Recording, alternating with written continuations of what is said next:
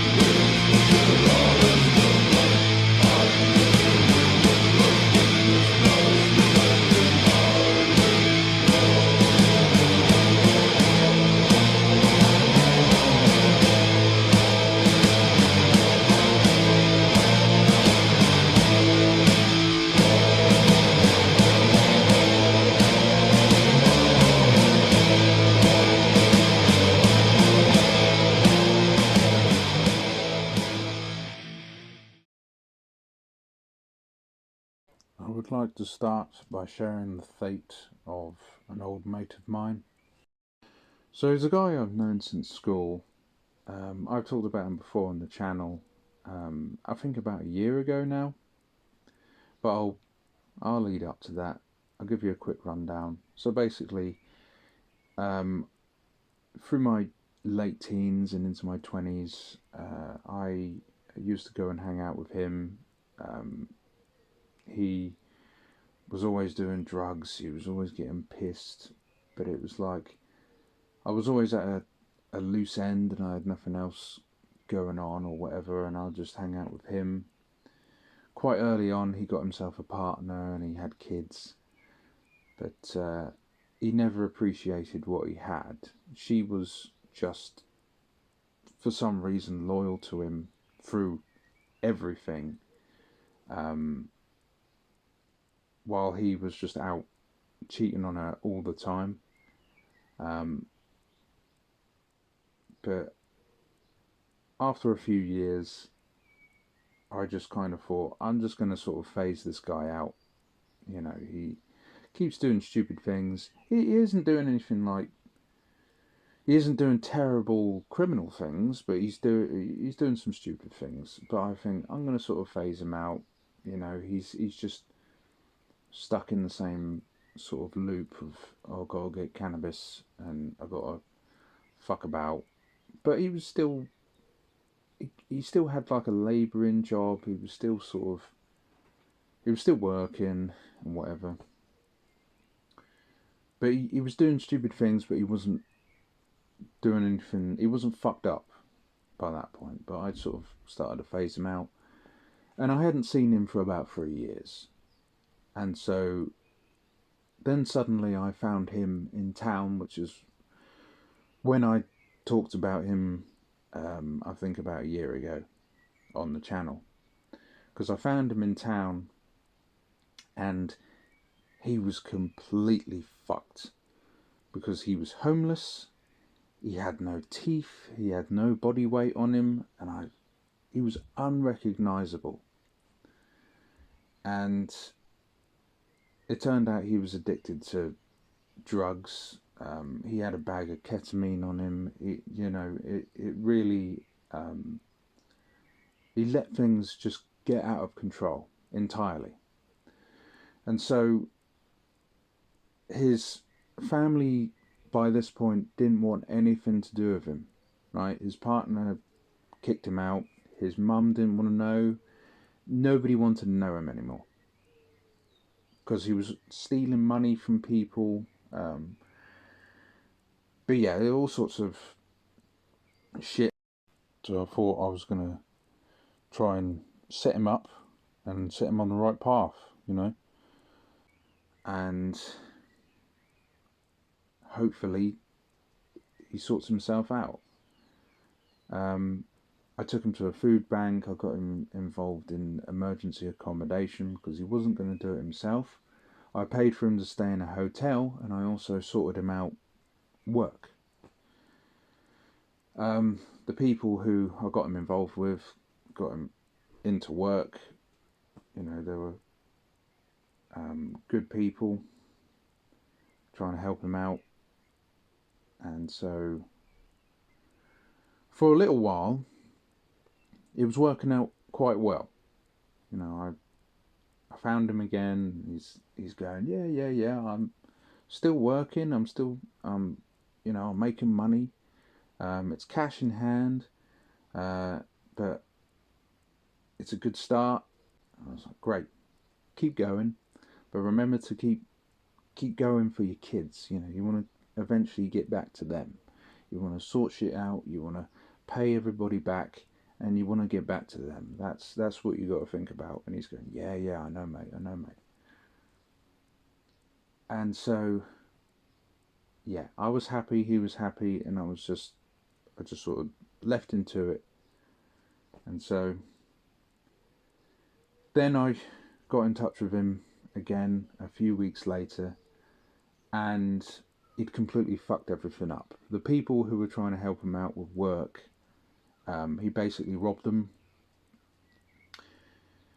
and then he got himself arrested, and he gone to prison. And yeah, I thought, you know what, fuck this guy. He needs to sort himself out. He needs to figure out life on his own, right? So prison is the best place for him. So that was about December 2024, I think. If that's right, or yeah, that's about right, isn't it? 2024. Anyway, so recently I got a phone call just out of the blue. His old partner had found my number. She called me and she said, just to let you know that he's dead. And that's it. That's his fate. He died. I'm not surprised, quite honestly. I'm not the least bit surprised by this. Not to sound callous or anything, but I think it's probably the best conclusion for him, because he had done irreversible damage to himself. He completely destroyed his life and everything. I'm afraid to say that it's survival of the fittest. He was not a good person. Fundamentally, he was not a good person. And my mistake was wasting time on him. I just hope the family's alright. I hope she and the kids will will get on. And now, there's nothing else to say about him. So over the last month or so, I've been going out travelling. I've been jumping on the train and travelling to Norfolk and Suffolk, because I think those counties are really, really nice places. There's some really nice countryside. I also used to go to a college in Norfolk, so I'm quite familiar with these counties. Um, the Some of the towns and the cities are a bit grim, but if you go out into the countryside, there's some really, really nice places out there. Um, and the there's a place I went to called Lavenham in Suffolk. It's like stepping into old England. It's such a wonderful place. And I went to an old farmhouse cafe out there, and the place had quite a lot of young families in there. And these people, they were, all I could see was blonde hair, red hair. You know, that it was quite rare to see someone with brown or black hair. It was just blondes and gingers. Uh, Blue eyes and green eyes is literally all I could see. And I thought, so phenotypically, the true like Anglo-Saxon people seem to all be concentrated in West Suffolk. It's yeah, it's just because you get some English people who they got dark hair, they got black hair, whatever, but they have features that make them sort of look a bit Welsh or a little bit. They don't look Anglo-Saxon, is what I'm saying. They don't look that kind of Nordic look to them. But if you go to this isolated area in West Suffolk, and somehow there seems to be a lot of young families there as well. That's what I was really surprised about that. And there was these old like these traditional families, and all you could see was just a sea of Anglo-Saxon faces. It was wonderful, and I felt like I belonged in this place. But yeah, it was such a nice place. Yeah, you have to take the time, right? Jump on the train, go out to West Suffolk, go out into the countryside, go to Lavenham, and go for a wander about. Lovely place. I actually quite like Woodbridge as well, which is on the outskirts of Ipswich. I don't recommend Ipswich itself because I think it's a shithole and obviously an orcish colony, but Woodbridge is really nice. It's a really, really nice town along the river there. Really countrysidey, lovely place. You come up a bit along the east coast.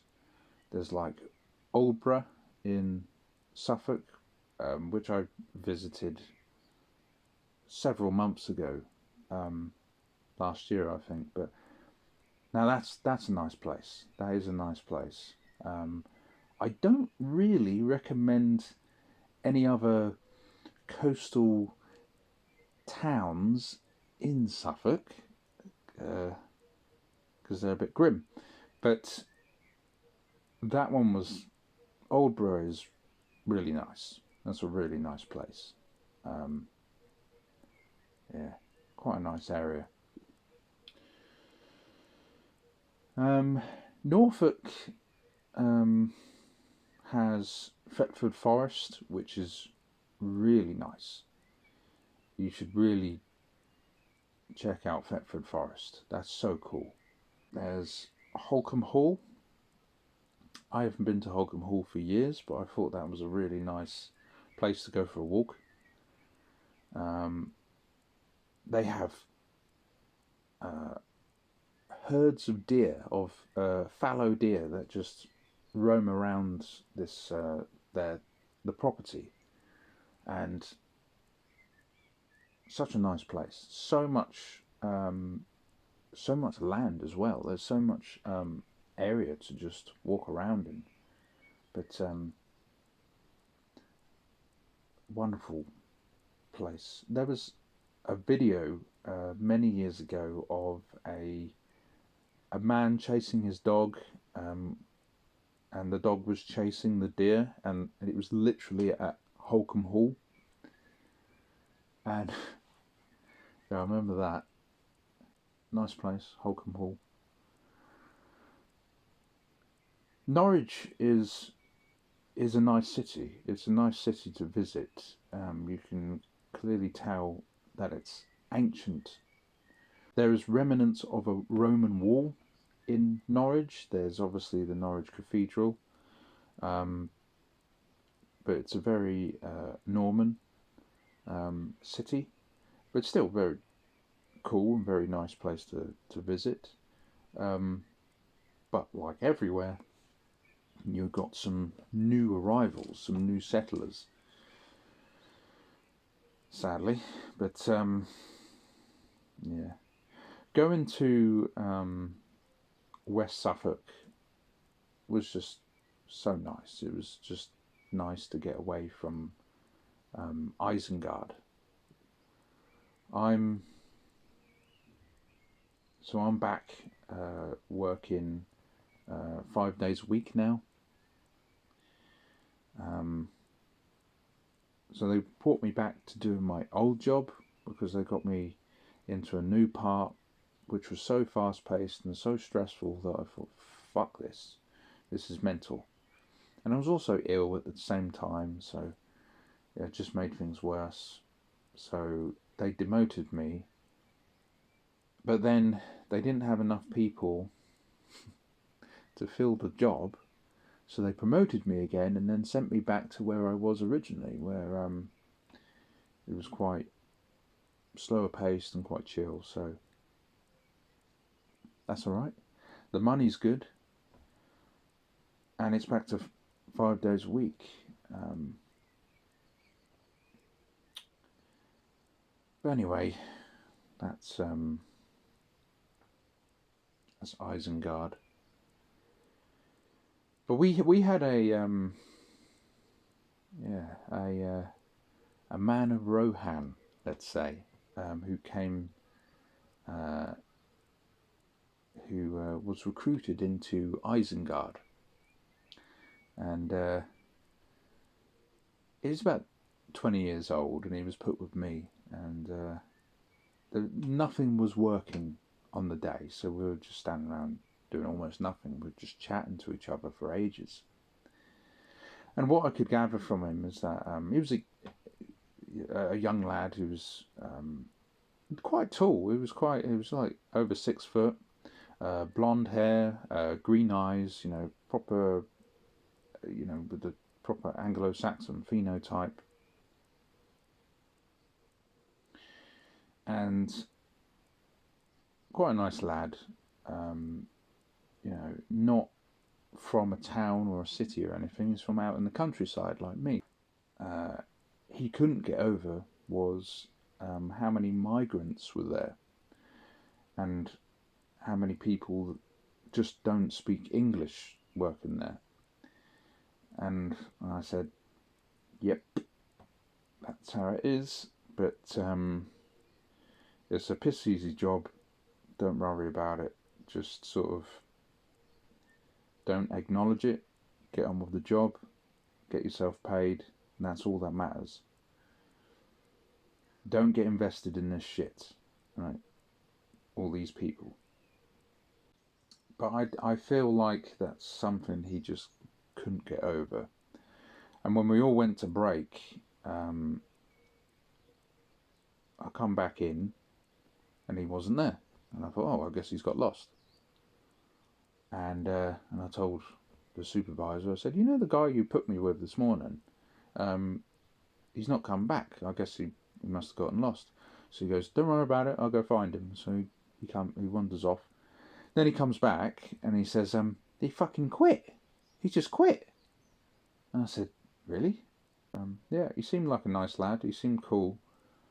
But I feel like the migrants, there's something he just couldn't get over. He just really couldn't get over. Because he told me where he was from, and it was from a real isolated village in the countryside. And I mean, it was a hurdle for me as well when I first joined. I mean, I was familiar with migrants anyway. I've seen them about. They're starting to spread everywhere like a fucking rash. But in this day and age, you've got to just switch your brain off and pretend to be someone else, right? Like I said before, you've got to put on the wool. You've got to be one of the sheep, you know, if you want to be employed in this day and age. And unfortunately, he just couldn't go over it. He couldn't go over how many migrants were here, and he quit, and that was it. I thought, no, I don't really hang out with anybody there. I don't really chat to anybody. I don't really have any workmates or anything, because I don't even know what anybody says. I don't even know what these N-words are even saying to me half the time. I cannot understand a word the African boys say, and I'm not interested in being their mates anyway. I don't want to be fucking mates with them anyway. But yeah, needed some more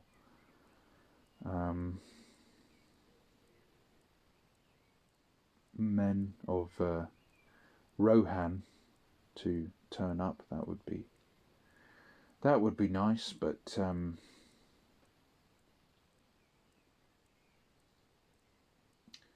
yeah.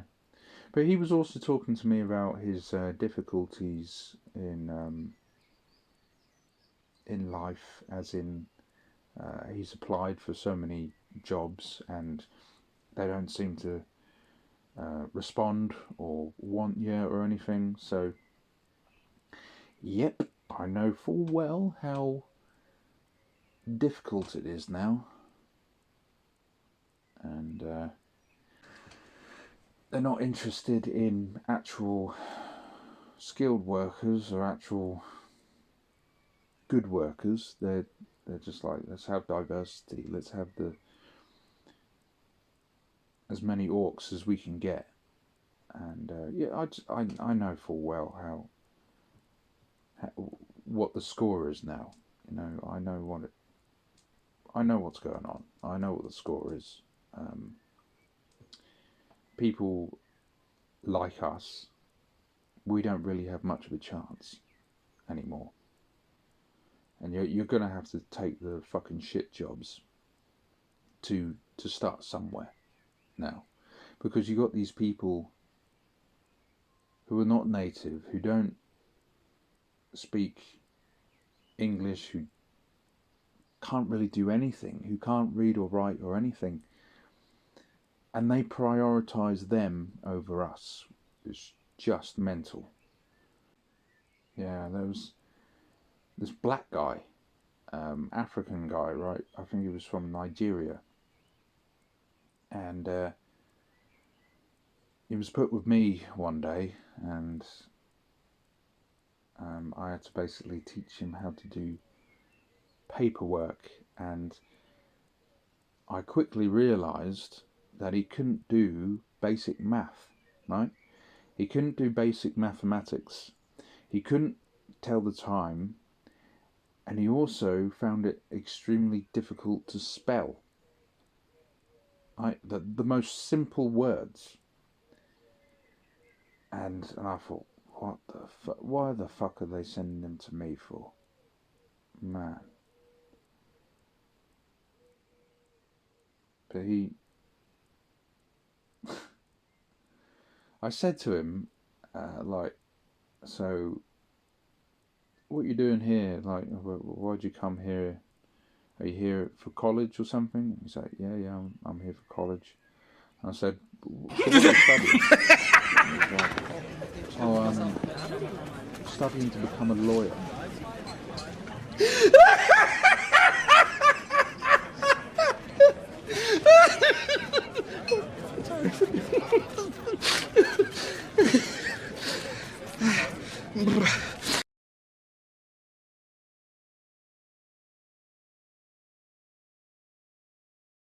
And I just laughed hysterically. I just laughed like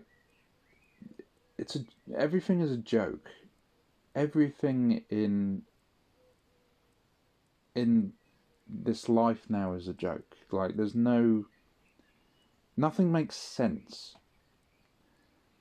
in the Western world, and in this time that we live in. Nothing makes sense anymore. You know, and you got some indigenous people who are struggling to find work, where employers focus on diversity than competence, right? And so the indigenous people just get sidelined for people who can't read or write or tell the time. No wonder why young white boys are gonna fucking become neats. No wonder why. No wonder why they're gonna want to live off the government. You know what I mean? Because what you go to work, and even if you do get a job, you go to work and you just feel alienated. You feel alienated in your own country, and you're surrounded by people who can't speak English, who despise your very existence. You know, it's I get it. I get how they feel. I understand why they would want to be a fucking neat, why they would want to live on benefits. I get it. It's a fucked up world we live in. Nothing makes sense anymore. But there you go. But sometimes I do let the wall come off a little bit. It doesn't really matter because these people don't understand what I'm saying, right? It's like in American Psycho, where he goes in a nightclub and he's like shouting at the girl, "You're a fucking ugly bitch" and all this shit. It's kind of like that because these Noirs don't understand what I'm saying, and so that's how I get away with it. But yeah, they come up to me like wearing the burqa or whatever else, or the gypsy dresses that they wear, and they come up to me and they go, they're trying to talk to me in their own language. Like, why would you think I would be able to understand you? And so I get pissed off, and I just say to them, English or don't bother. English or don't bother. It's very simple. I'm just very dismissive now towards these people. I don't give a shit. I tell them to fuck off, speak English, or don't bother. And any one of the lesser races. The what? The lesser races. The what? Lesser races. Well, speaking of subhumans,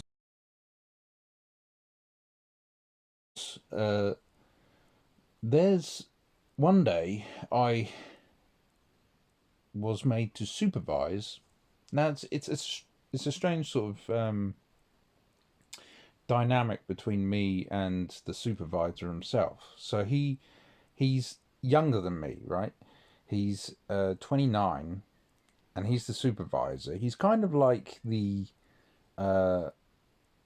lieutenant who doesn't really know what he's doing, while I'm sort of the sergeant, and I don't really give a shit, and I'm not interested in messing about. I just want to get on with the work. People, I just show them what to do and say, this is how you do it, and then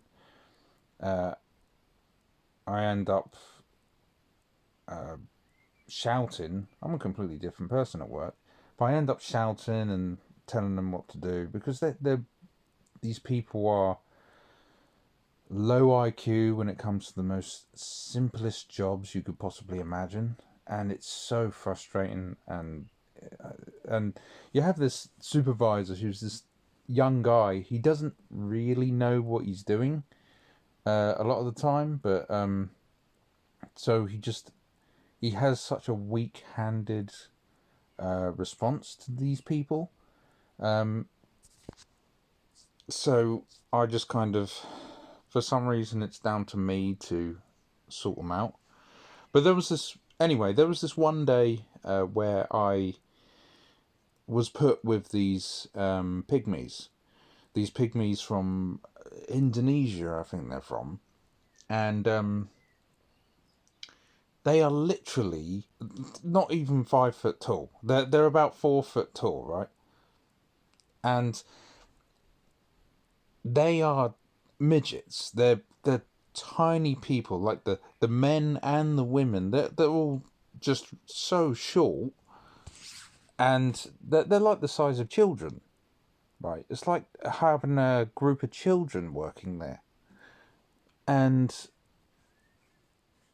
they put them with me, and because they're so small, they're so incapable to do any kind of physical manual labor.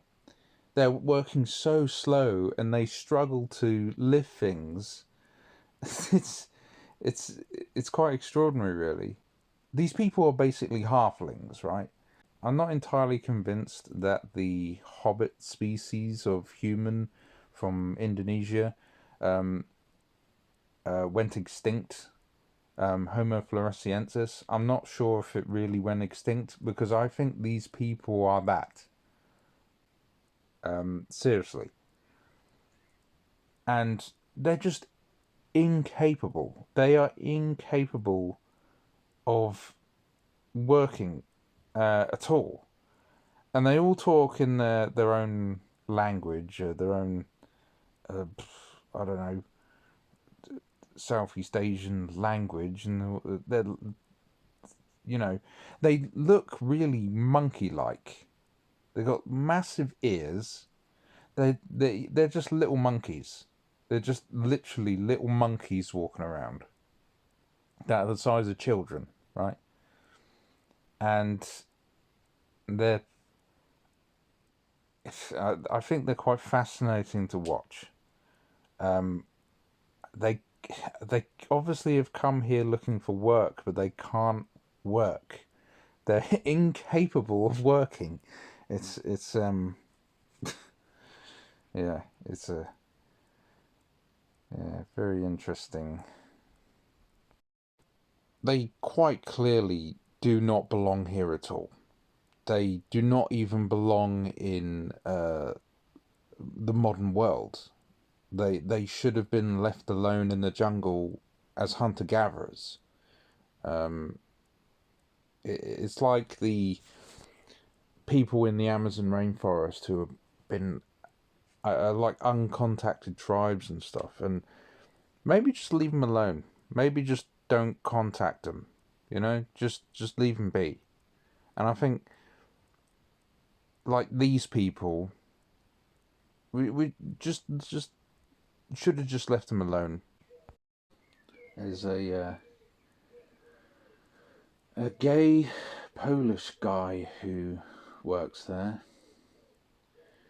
and he fucking minces around everywhere. There was a thing, because he works in the office or whatever it is he does, and there's a thing that you have to sign to make sure that you understand this, right? And so he gives this paper around to everybody, every man and woman there, right? And it says, while you're in here, you are not to wear makeup, right?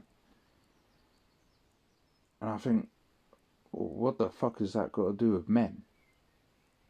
You know, give that around to the women, for the women to sign, because it's only relevant to them. What man is gonna? Anyway, he comes up to me and he's like, I see him. He's going around and he's giving the paper for everybody to sign on his clipboard. And then comes up to me and he said, "Can you read this through for me and can you sign this for me?" And so I read it through and I'm like, why? But why have I got to sign this? Do I look like a girl? And his reaction, no word of a lie, no, I'm not exaggerating. He makes a cat noise, like a meow, like this, and I thought, the fuck. Okay, do you want to go away, you fucking bum bandit? You know, I just thought your existence grosses me out. Can you like fuck off? But yeah,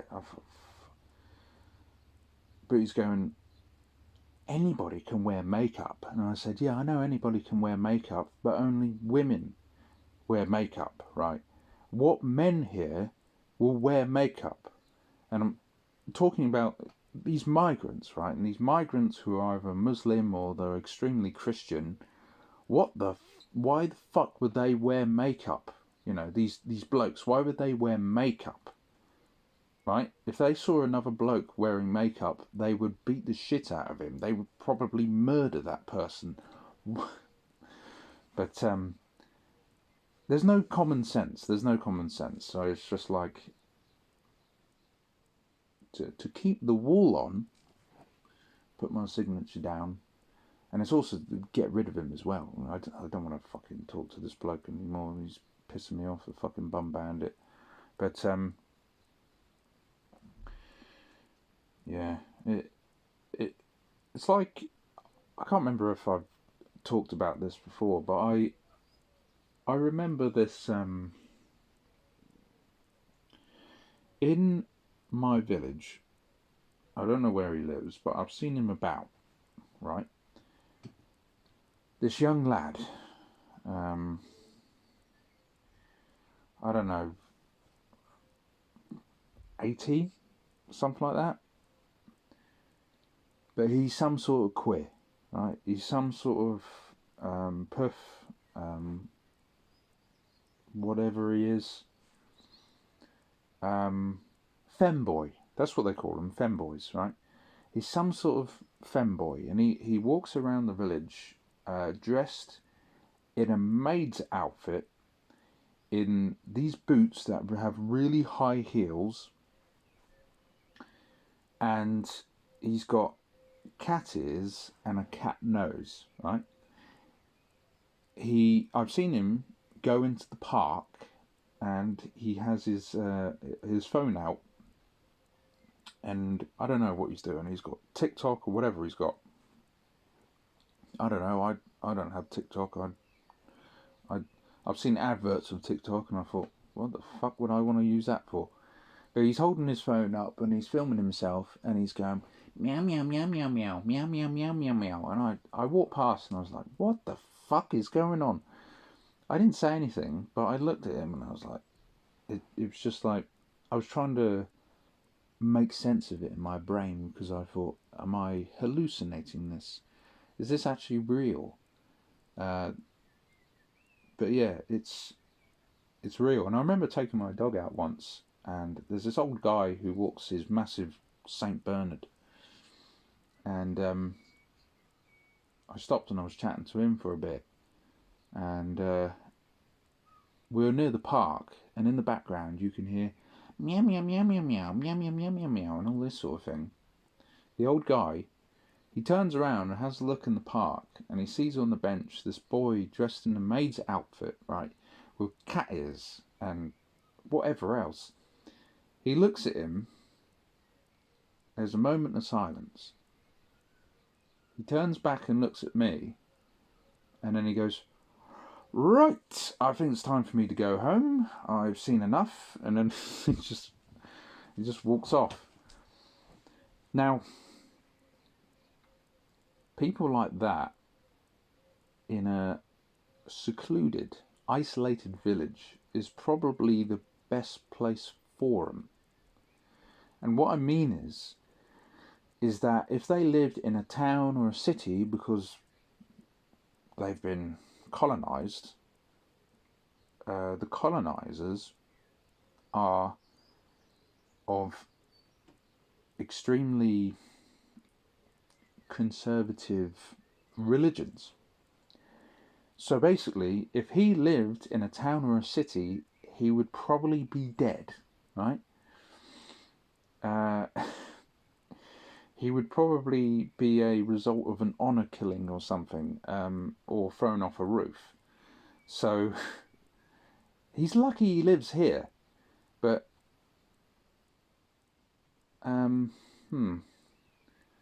it's very strange. It is very, very strange.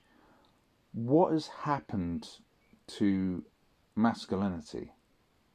You know, have they put something in the water supply to... I don't know. It's like masculinity is being suppressed. And this is the result. You know, you can either go two ways. One way is to become a queer or a femboy, or the other way is to become bitter and lonely like me. I'm happy being myself. I think I'm happy being myself. I'm not gonna just randomly decide that being gay is something that can fix my life.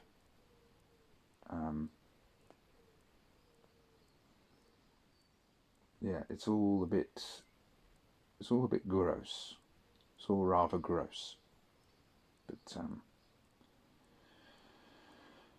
yeah, he's lucky he lives here. Yes, and also at work, I mentioned before that there's this Indian girl who seems to be obsessed with me. So one morning, I come into the locker room, and her locker isn't that far away, and she comes over to me, and so I have so in the morning, I just, you know, sort of half asleep, make my way to work, and head into the locker room and get ready. And it's still the morning, and I got a little bit of a lump, right? I got a lump, as I do every morning, and you see, I don't masturbate. I have disciplined myself, but it hasn't stopped me from being a red-blooded male, and quite regularly I get erections, right? Quite regularly, and I have no woman to relieve that. But I would never resort to an escort or an enwa. And so this girl, right, she is a slut. I'm not going to sugarcoat it. She chats up every lad there, and she seems to like me a lot, probably because I'm quite tall, And she's very touchy-feely. So anyway, she notices that I've got a lump, and so she just puts her hand on it and holds it. And I'm just like stunned by this. It's the morning. I'm half asleep. I'm completely stunned. There seems to be a jeet holding my knob, right? She's got a firm grip on my knob, and I take a step back, and then she smiles, and she says, "You live alone, don't you?" And I said, "Yeah, I do." And she said, "So when are you taking me home then?" And I said, "Okay, goodbye," and I left. I couldn't think of much to say because I wasn't switched on yet. But I'm not one of the people who's gonna cry because I got molested by a girl or something. I'm not like that. I just think the main thing for me is that I got molested by a jeet, you know. Um, but so I thought, how can I repel her? How can I repel her aggressive advances? So I thought, let's see what happens if I shave my head. So I decided to shave my head completely bald, right? And I come into work, and surprisingly, I think it worked because she looks at me, she smiles, then she looks up, and then she looks down, and then after that, she doesn't have that same sort of interest in me anymore, because I think in that moment when she saw that I had no hair, that I'd shaved my head, her interest, her attraction towards me had gone. So I thought, well, that worked. That's all right then. And I've noticed that since then she has not even spoken to me. She's more infatuated by other people. So I thought, okay, well, that's good then. Let's got rid of her. So there was quite a bad accident at work, which I somehow was not even involved in. But anyway, I'm standing at my table and I'm doing paperwork, and behind me there's like this scaffolding thing, and it just came down. Probably because somebody fucking knocked into it, but it collapsed and it come down, and all these panels and poles went everywhere, went all over the place, and I couldn't hear anything over the sound of machinery, right? And so I didn't know what was going on. All this was happening behind me. I didn't even know it was happening at all. But then I see this guy just get knocked over my table, just goes past me. He gets knocked over the table because he's been hit by a pole, and it's like cut his head open. And I looked and I was like, what the fuck is going on? And so I turn and I look, and all these poles just come down around me, and all of them completely miss me, right? There's a pole that just sort of skims my tummy, my belly, right? And that could have been so much worse. That could have been, you know, I could have been dead. Like, all came down at the same place around me, but not actually on me.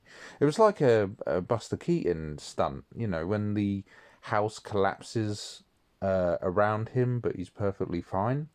Like, all these poles and all these panels just fly past me, And I'm just standing still like, what the fuck? If I moved, went to get out of the way, I probably would have been hit. But because I stood still and chose to do nothing, they went round me and missed me. It was surreal, really. If I moved, I'd be dead. But the guy who got knocked over the table, there was this panel coming down, and I caught it as it was coming down because it was going to drop on top of him. So I caught it and I held it because I looked at it and I thought, oh, that's not going to be that heavy. And then I get underneath and I sort of hold it and I'm like, oh shit, this is actually really heavy. And I'm holding it and the veins in my neck start coming out, start like popping out, and I'm thinking, okay, I'm in trouble now. And I'm going, get him out of the way, get him out of the way, drag him out of the way, please, please. And then they drag him out of the way, and then I just slowly just drop this thing on the floor. But yeah, that was an accident that happened that didn't affect me whatsoever. It could have done, but it didn't. So yeah, that was almost divine intervention. But yeah. Oh, anyway. Oh yeah, up by where I lived, there was a terrible car accident, and so I got up early for work. I start walking down the road. I didn't hear anything or see anything, but there was a fucking massive car crash that this car flipped over and went through a garden wall and smashed through the front window and stuff of this house. Apparently there was loads of people who went to hospital and stuff. I didn't even fucking hear about it. I didn't even hear any noise or anything. But I remember walking. I just walked past that morning. And I thought, what the fuck happened here? There's like glass and bricks all over the floor. I was like, where was I? And I didn't even hear this. And it literally happened that night, if like maybe an hour before I left the house. And so I asked about. I went into the local pub and I asked about, and I said, oh, did you see that? Have you seen that fucking mess everywhere? That car? And they're like, yep. The people who did it were pikeys, and they Irish travellers.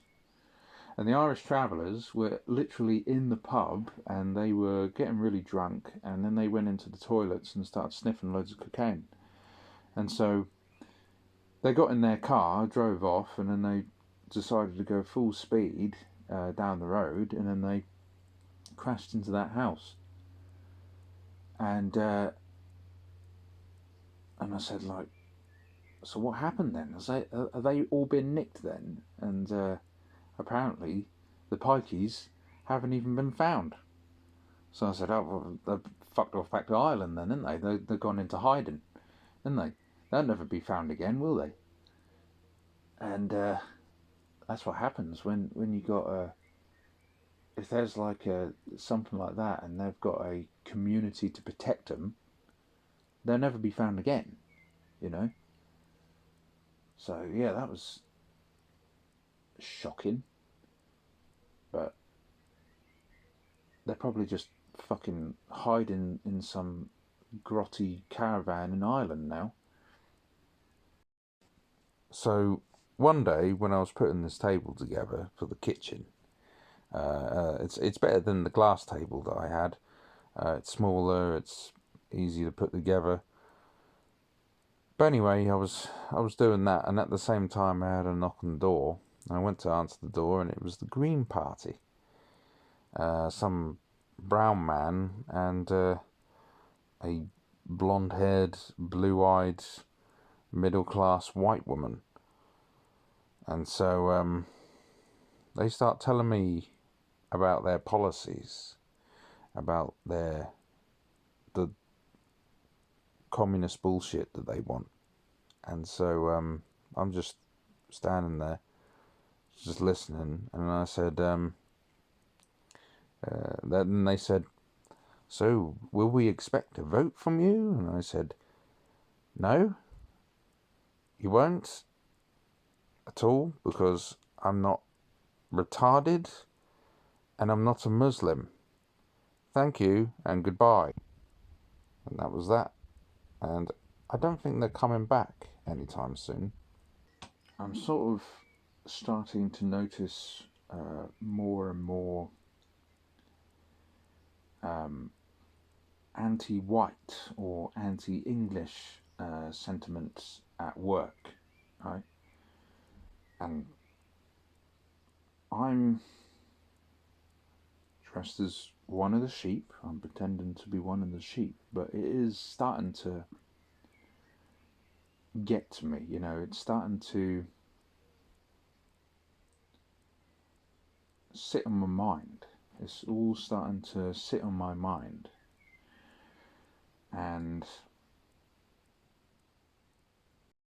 so there's this big fat black woman who works in the office, and she clearly has a chip on her shoulder, right? She doesn't like England. She doesn't like white people. And she says things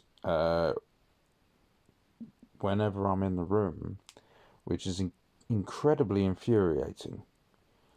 And so one day she's talking to the girl I talked about before, the girl with absolutely dreadful plastic surgery and lip filler and all that shit.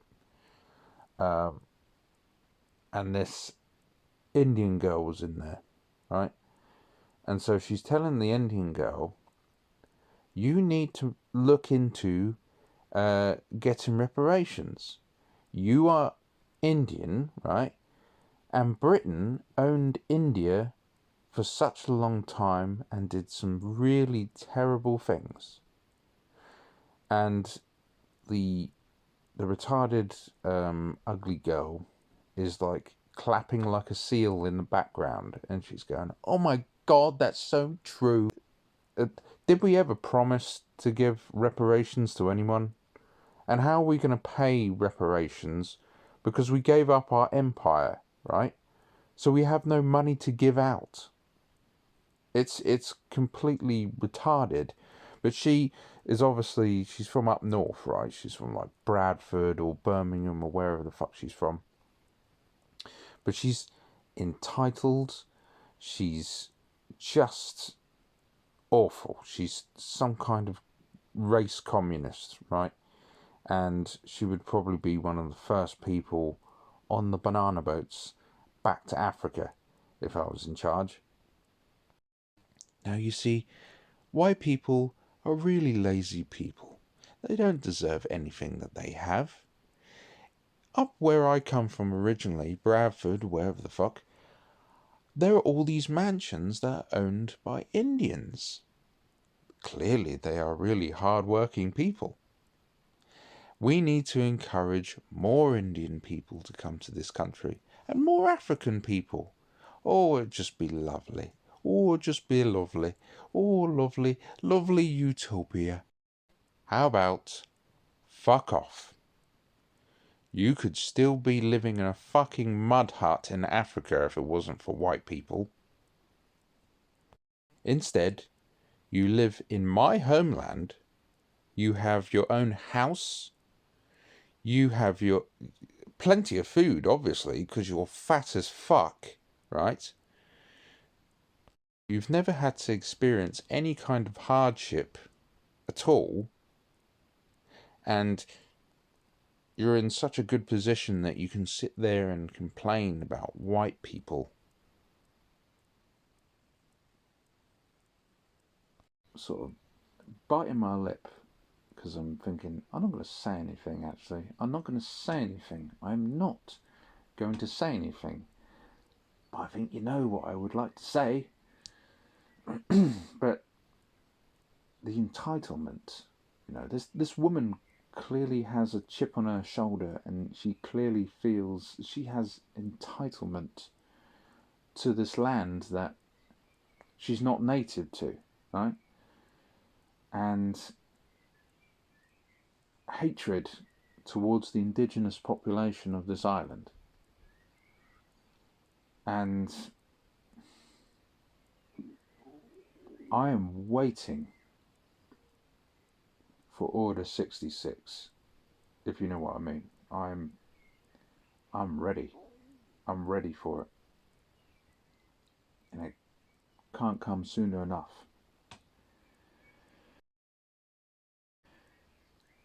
And I was sitting at a table having my lunch, and these two black boys are sitting opposite me. They're not, they're obviously they're African, but I think they've been here for a few generations. So they're not like newcomer Africans. They're probably like fucking Windrush descendants or whatever. But they're sitting there and they're looking at their phones and they're showing each other their pictures and stuff. I don't know what the pictures are of, but I can fucking gather. So they're talking about basically fucking white women. And one guy is like, he's showing the other guy and he's flicking through his pictures and he's going, oh, look at this filthy whore, he's saying. Look at this filthy whore, look. And she's got blonde hair, look at her, that filthy whore. Look, I covered her in jizz and all this sort of thing. And then and then he said, the other guy says, yeah, innit, like Lily Phillips, all she deserves is to get fucked and all this sort of thing. All white girls deserve to get fucked. And then he's going, yeah, you don't marry them, bruv, you don't marry them, you just fuck them. White girls are fucking whores, bruv. That white boy is definitely staring us down, bruv.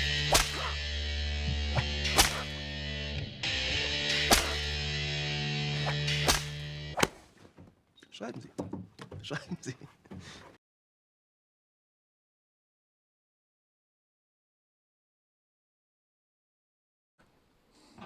How can this happen when these women are getting fucked and used by these filthy, you know what I want to say, but I'm an honest man and I don't get anywhere with women, right? All I end up with is just thoughts of solipsism, as just thinking that are women even real to begin with? You know what I mean? And I'm an honest man, I'm not getting anywhere. And these filthy, you know what I want to say, but these filthy guys, they are fucking white women all the time and using them.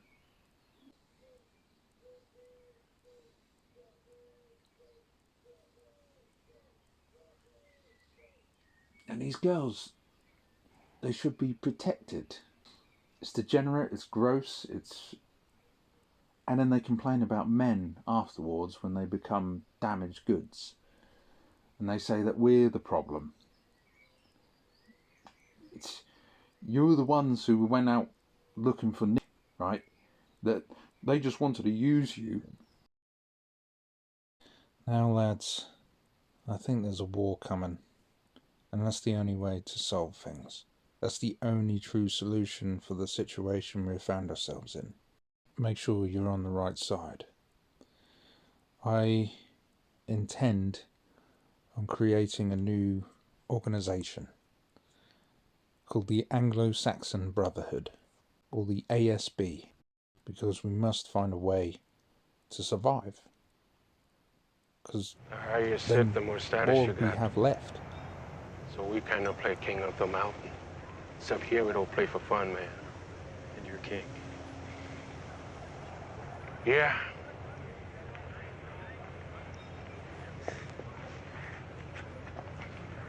Now I figure there's two reasons why you didn't sit down on my step. Either you're too scared, or you just hate niggas. Now which is it, boy? You too scared?